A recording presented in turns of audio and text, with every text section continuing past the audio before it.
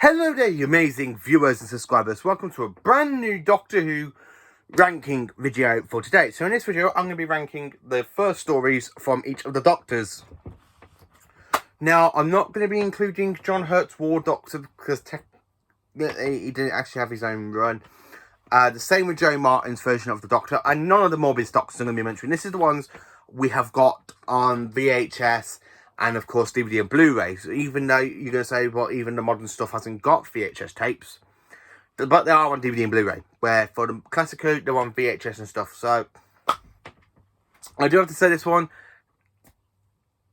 there's 13 of these so far.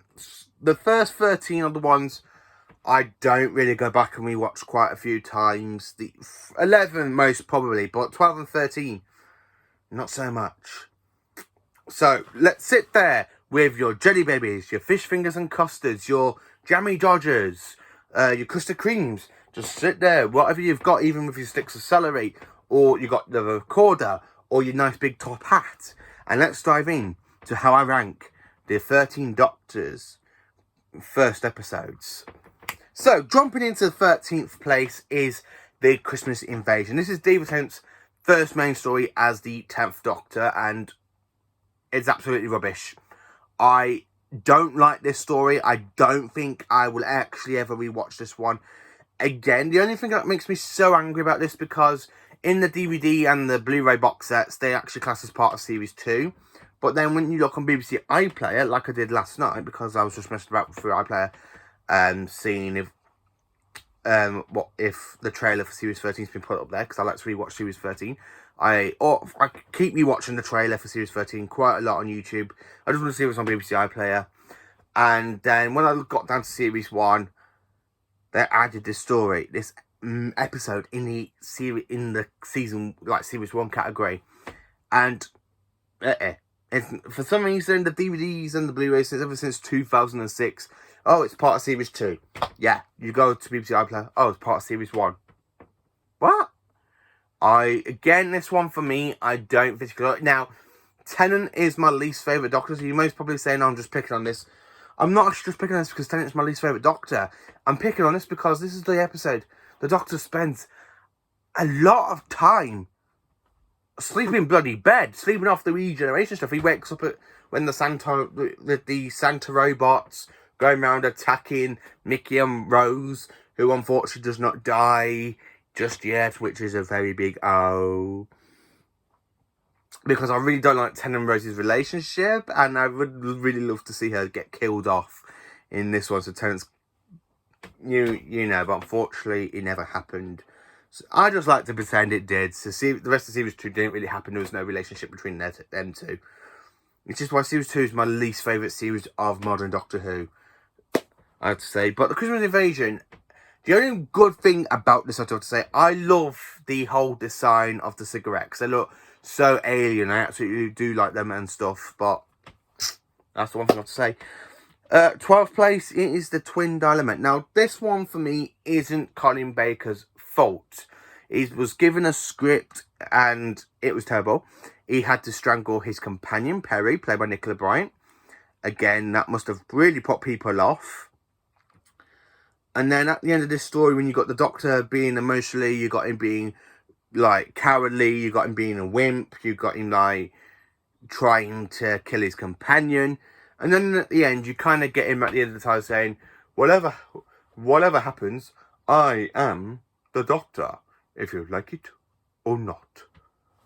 You're just making people you're just really, like, setting up people that's physically going to hate him. You're just building it up so people can hate him. And that's the one thing I really have to say. You're literally making people hate him. Again, their biggest mistake is adding this onto season 21. If this was to be added in season 22, and then you got, like, Attack of Sun straight after and stuff, I really think it would have worked. But with it being, like, added on to the end of season 21, yeah, it's the biggest mistake the BBC ever did. Now, again, I'm going to be doing a video soon where I'm going to state that back in the 1980s, in the late 1980s, the BBC did treat Doctor Who very badly, and I'm going to do a video about that, because that's the one thing I'm worried about, because it looks like history is repeating itself. And that will become a video for another topic, for another day.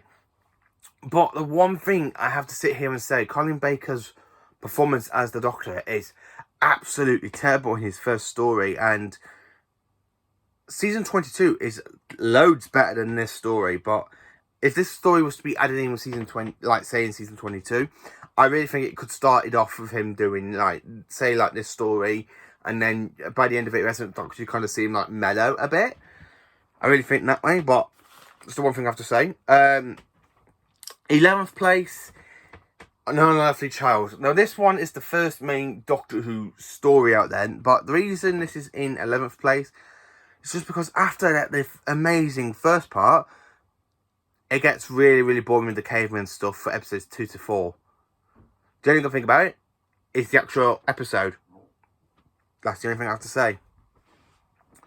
I like William Hartnell's performance as the first Doctor in this, because this is how we see William Hartnell kind of progress during his time as the Doctor.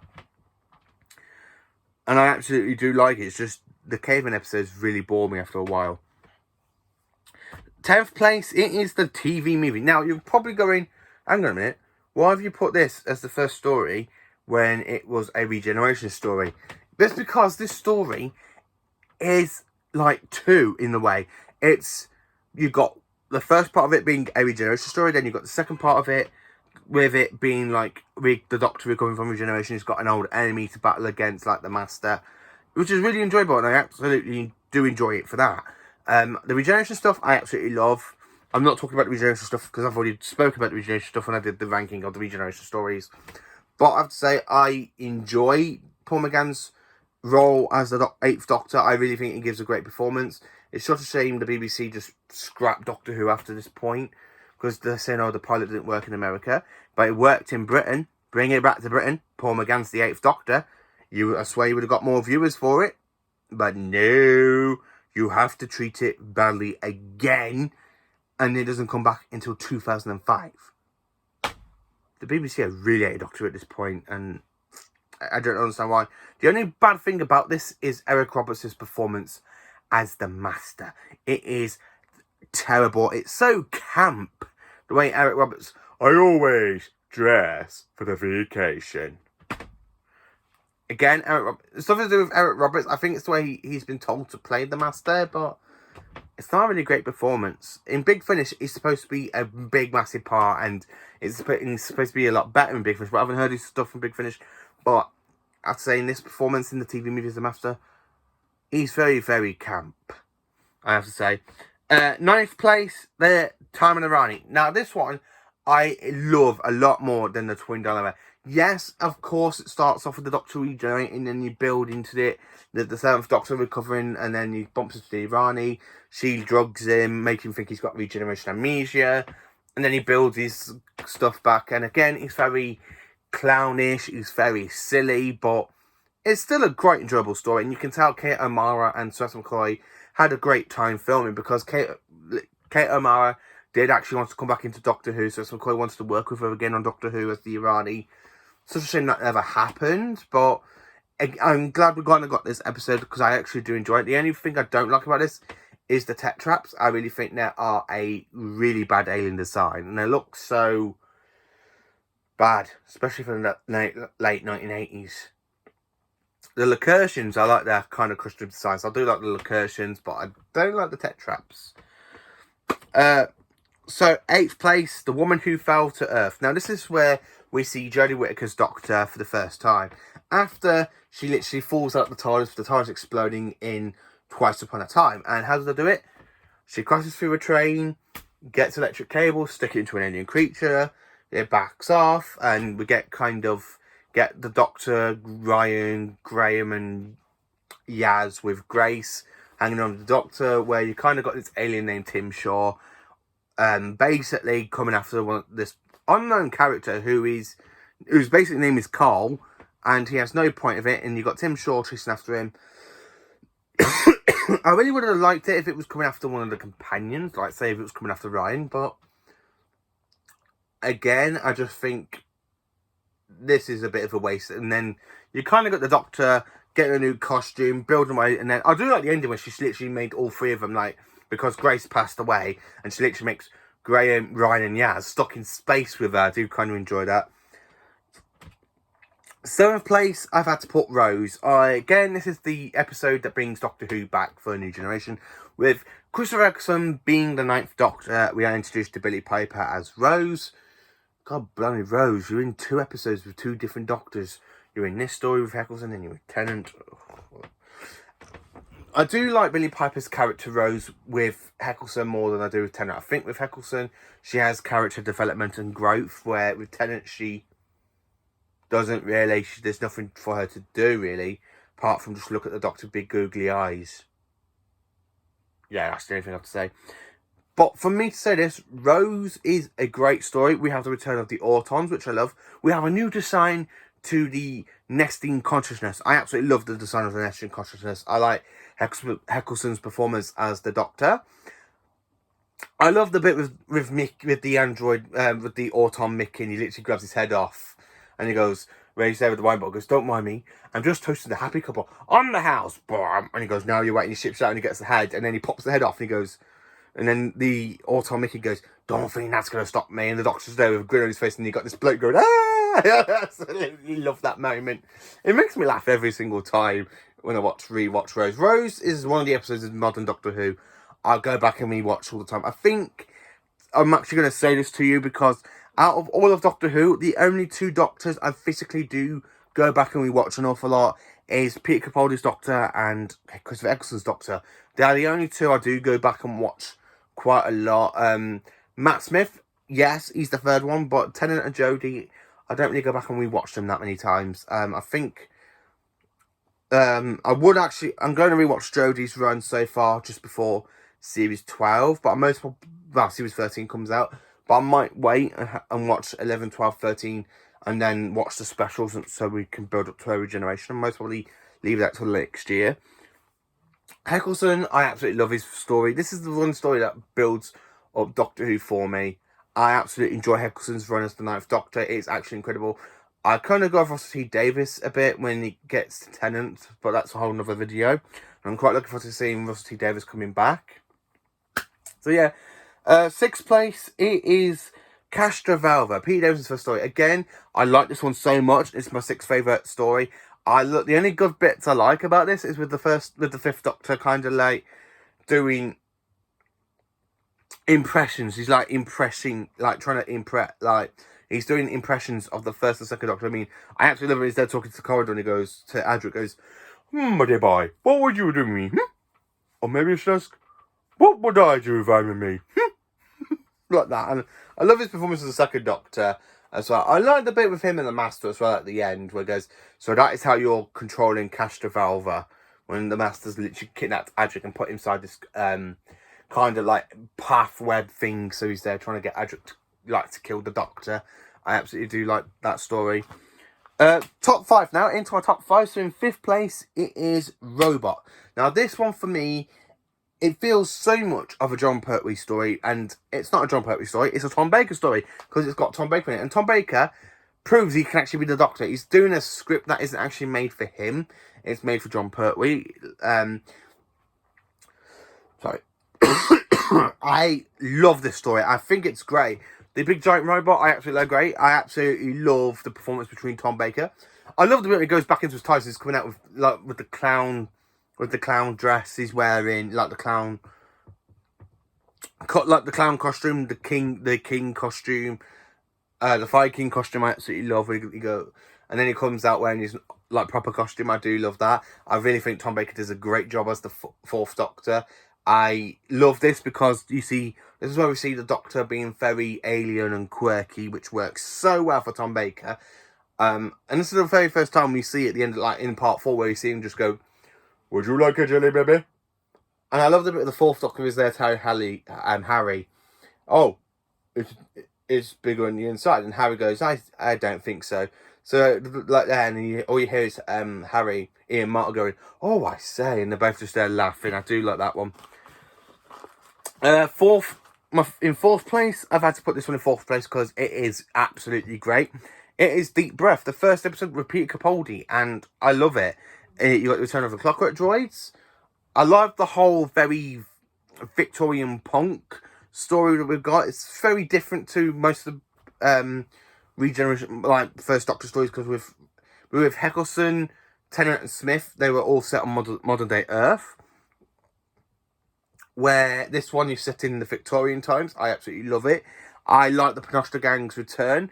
I like the bit with the Doctor where he takes the face off of the dead man's and he turns and says to Clara, "You see, that's how you pretend to be one of them." I absolutely love the chemistry between the Doctor and Clara in this, because this is before Doctor literally becomes her bitch. So I do actually like the performance. I like the bit when the Doctor calls her a needy person as well. I absolutely do enjoy that one, so it's absolutely great. Third place, I have to say this one, it is the 11th Hour. I quite enjoy the 11th Hour. It's my all-time favourite modern story to a new Doctor. Matt Smith is best. Again, he does like something like Tom Baker does. He's very alien. He's there. And I love the bit where he literally, he goes to Amy as a child, comes back thinking he's 6 months, and then it's actually 12 years. And then he goes back into his TARDIS to a quick pop to the moon and back. And it's actually been 14 years since the child. It's been 2 years after Prisoner Zero. So I do like that, because it's a very doctorish thing for the Doctor to do.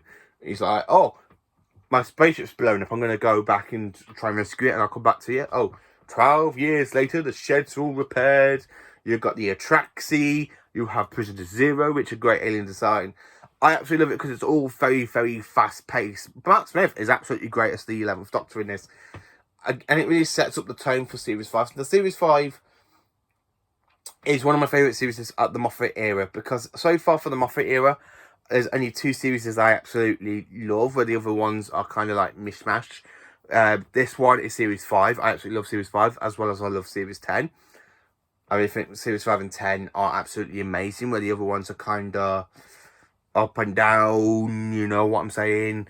I quite enjoyed the 11th Hour. It's a great episode. Second place, now this one for me was very hard, because I absolutely do like these next 2 stories. These 2 feel so great to me. So in second place, I've had to say this, it is Spearhead from Space. I love Spearhead from Space. It's a new story. This is where Doctor Who jumps into colour for the very first time. And how do I celebrate it?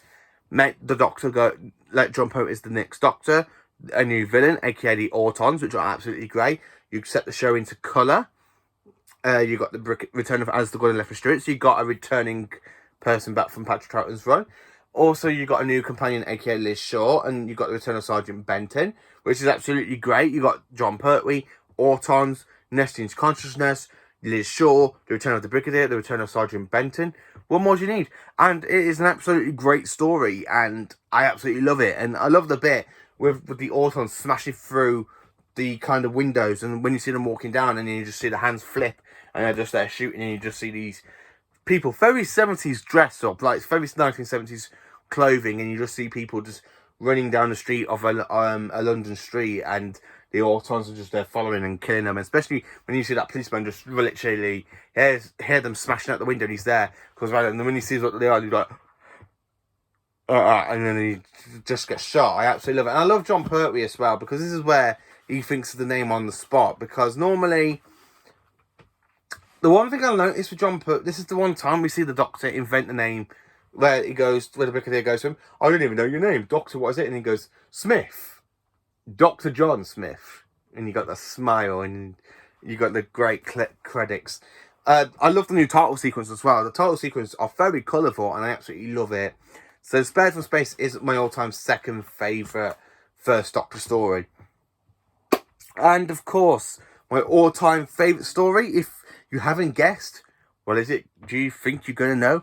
And of course you do. It is The Power of the Daleks. This one I physically love a lot more. Now, it's such a shame this story is still missing, but thank you to the BBC. You've animated this twice. I've got it on DVD twice. I've got it on Blu-ray twice.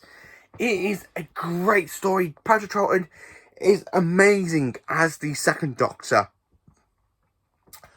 I absolutely love this story. It is great. It's absolutely fantastic. The Daleks are very, very, very manipulative in the story. They manipulative the the scientist, Lester said, to do what they want, and then when he finds out what they're doing, he kind of has a breakdown.